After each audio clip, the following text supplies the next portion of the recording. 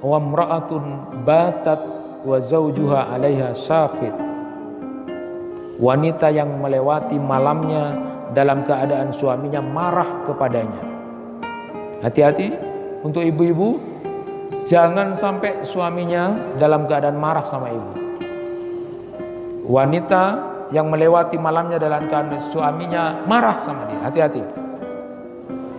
Maka penting, saya selalu sampaikan pada para ibu, di antara ciri wanita yang solehah itu adalah dia al-wadud.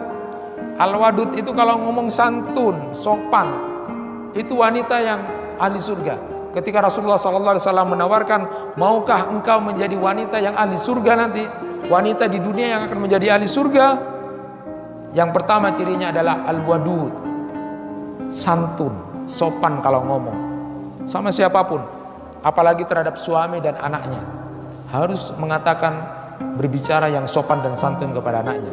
Yang kedua adalah al-walud, ya, siap untuk melayani, siap punya anak. Dan yang ketiga ini yang penting, yang selalu sampaikan, betapa indahnya Rasulullah memberikan gambaran kepada seorang perempuan yang mau menjadi wanita dunia, menjadi wanita ahli surga nanti. Siapa itu? Yang ketiga cirinya adalah al-a'ud. Apa al-a'ud? Al-a'ud itu adalah wanita yang apabila dia bertengkar dengan suaminya maka tidak menunggu hari besok. Dia ambil tangan suaminya malam itu juga. Dia ambil tangan suaminya dan mengatakan, Mas, Papa, saya tidak bisa tidur malam ini kalau Papa tidak memaafkan aku. Luar biasa. Ternyata Rasulullah sudah memberikan gambaran itu.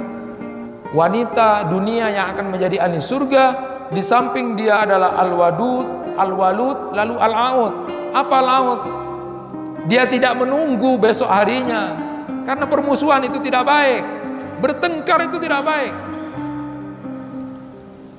Maka dia ambil tangan suaminya mengatakan, Abi, maafkan Ummi.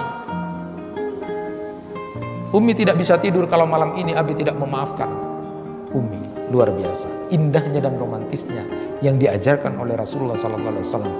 Apakah kemudian istri-istri kita kemudian paham tentang itu? Malah bertengkar yang terjadi.